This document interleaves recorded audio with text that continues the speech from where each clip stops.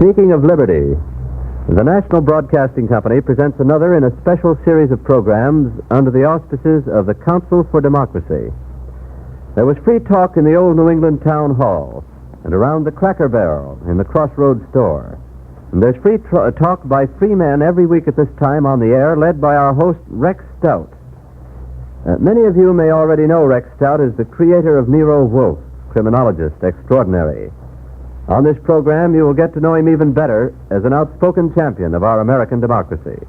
Mr. Stout. Thank you, George Hicks. Good evening, friends of liberty. We Americans don't like it that the average Englishman knows nothing of Thomas Jefferson, except that he was some kind of an American who did something or other.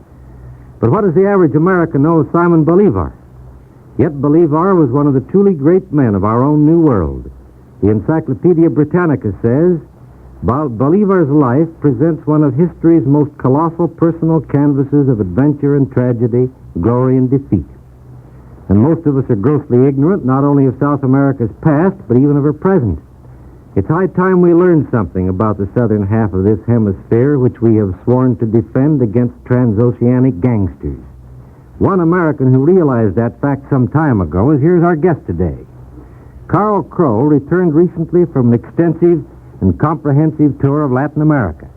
If you confuse him with the famous Crowle, who has spent half his working life in China, and who wrote those informative and delightful books, 400 Million Customers and Master Kung, and numerous others about China, Japan, and the Philippines, that's all right. He's the same man. Not exactly the same, Mr. Stout. With the world in convulsions, I doubt if any man alive is the same as he was 2 years ago. For instance, speaking of liberty, all of us love democracy more or less than we did before Hitler turned his armies loose. I love it more. So do I. Then we won't quarrel about that, Mr. Crow, and we're among friends. What about South America? Did you feel you were among friends there? Are those countries, in fact, democracies? Yes and no. It depends on your standard. If you mean are they perfect democracies, certainly not. There are none. You don't regard the United States as a perfect democracy, do you? By no means. Far from it. But it's nothing to be ashamed of. We've done pretty well, and we're trying hard. So are the South American countries. If they haven't come quite as far as we have, remember we have a head start of 50 years. Our Declaration of Independence dates from 1776, and Argentina didn't get hers until 1821. Bolivar was still fighting the Spaniards in Peru in 1824. 50 years.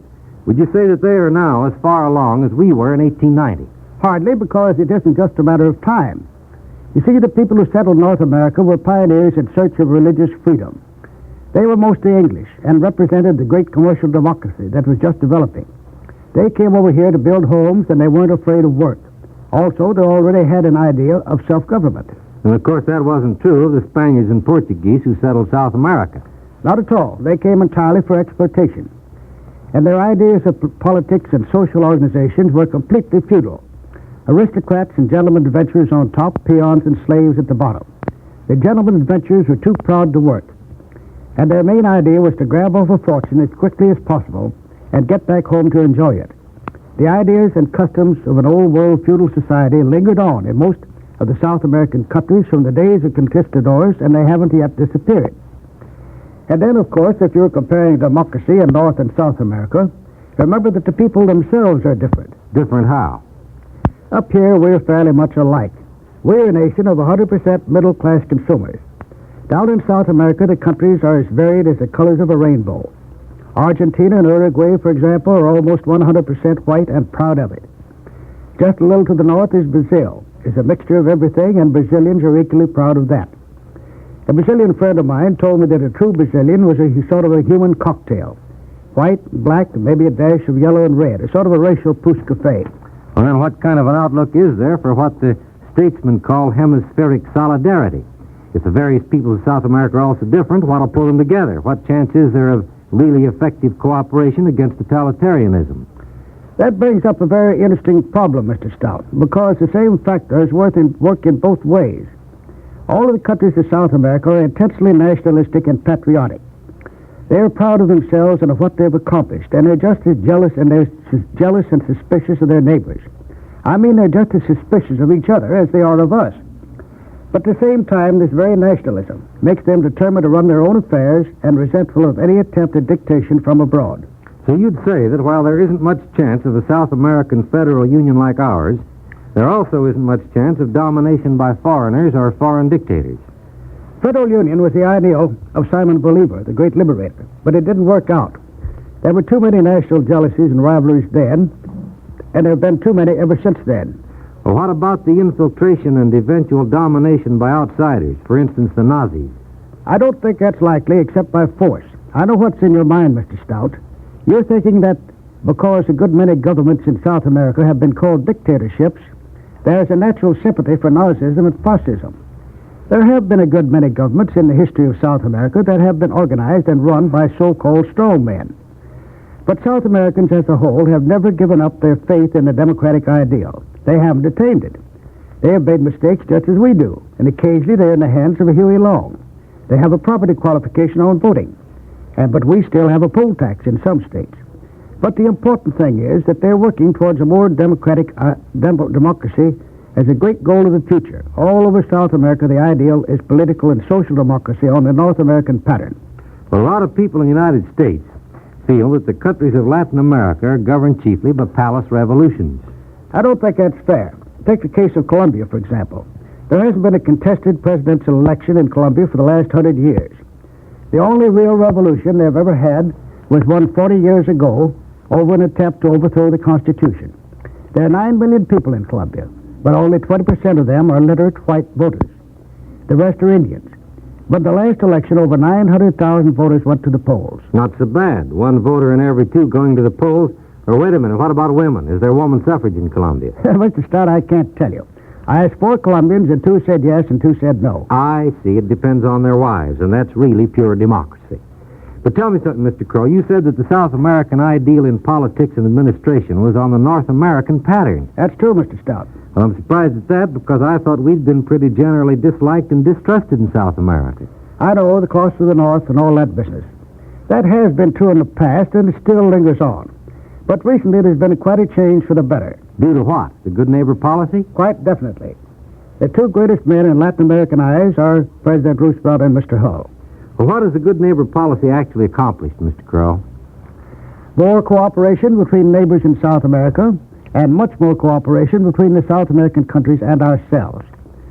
For a while there was a great deal of cynicism. We talked about loans, and there have been too many loans in the past, private loans, that were made purely for exploitation. But when the really constructive loans of the Import-Export Bank came along to provide for factories and develop natural resources, people began to feel that the good neighbor policy really was something. Well, you say the money is being used to build factories. Won't that interfere with our export trade? No, because the whole idea is to make South America self-sufficient in the field of cheap consumer goods, which we don't export from the United States and which in the past have been bought from Germany and Japan, and also to help them develop raw materials, materials that we've been buying elsewhere and can now buy from our neighbors in the South. How do the Nazis like that? They don't like it at all, but there isn't much that they can do. Are they trying? They're trying, Mr. Stout, but they can't make deliveries now, and they're not getting very far. Even in the years between 1932 and 1938, when the Nazis were being told by Hitler that they must export or die, German trade in South America increased only 15%. In those same 6 years, our own trade increased 164%. And in 1938, the last normal year, our exports to the 20 Latin American republics were greater than the combined exports of Germany, Great Britain, and Japan. Well, how did we do it? For one thing, we did it with commercial integrity. I know that sounds like a slogan for a Rotary Club, but in the main it's true. Well, what about the export of propaganda? What about the millions of German colonists in South America? What about the recent Nazi plot in Uruguay? That's a very difficult question, Mr. Stout. The Uruguay outbreak was very disturbing, and it indicated Nazi penetration had gone much farther than people realized. And there's plenty of evidence of their work throughout South America. All we can do is to keep our eyes open and work harder than ever to make sure that American influence, and by that I mean the influence, our own North American influence, is strong enough to beat the Nazis at their own game. Well, how does Hitler's propaganda machine work in South America? Much as it does everywhere else. I don't think the Nazi agents are quite as numerous as we've been led to believe, but they're very busy and tireless. Every consulate has a large staff with press attachés and other agents, all of them very active. The so-called fifth columnists are trying to work with the minorities. And there's aboard there the Berlin shortwave broadcast, but ours are much more popular. And of course they try to keep control of the German population in general. But even there they have their troubles. A whole lot of Germans in South America hate the Nazis and say so. In my opinion, the number of Germans in South America has been greatly exaggerated. Most of those classified as Germans only had a German grandfather, like Wendell Willkie, and certainly he is no Nazi. In all South America, only one political leader I know of has come out openly in favor of the Nazi cause and the Nazi philosophy. He is a member of an opposition party with a local reputation for being eccentric and against everything. You certainly are no alarmist, Mr. Crowle. I can hardly see the cloud for the silver lining. But what if Hitler wins his war? You mean really wins it? Wins control of the oceans? In that case, Mr. Stout, everyone in the world would be either a prisoner or a Nazi or dead. It wouldn't matter what you thought or what the South Americans thought. By control of trade routes, raw materials, and by possession of a dominant navy, the Nazis would make of the American hemisphere a collection of colonies which they could exploit at their leisure. The only difference between the United States and the other American countries is that we would be the biggest colony. But returning to the present situation, I didn't mean to indicate that there wasn't any danger or that we could afford to ignore the German strategy in South America. They never lose a chance to picture us as a selfish imperialist power, exploiting our neighbors. And don't forget the distrust and suspicion of the United States are always very near the surface. Which we have no right to kick about. We haven't always been the good neighbors. No, our motives haven't always been so pure and unselfish, and the South Americans haven't forgotten it. They're keenly aware of their own economic and military weakness, and they're a very proud and sensitive people, proud of their culture and their heritage just as we are. We've got to remember those things when we deal with them. And I take it you did find a good many friends of liberty on your trip down there, Mr. Crowle. Yes, I did. I talked with a great many people of all classes and kinds, and there isn't a doubt in my mind about their devotion to democracy.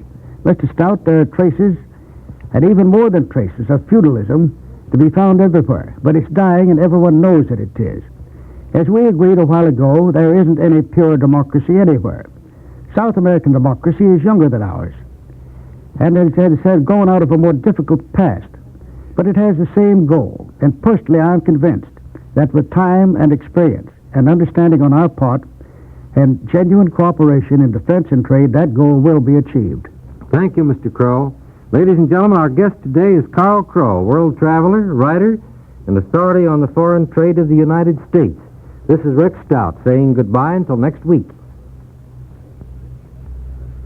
Thank you. And you've just heard the 14th of a special series of programs entitled Speaking of Liberty, brought to you each week by the National Broadcasting Company in cooperation with the Council for Democracy, a national organization dedicated to the propagation of an American faith in democracy.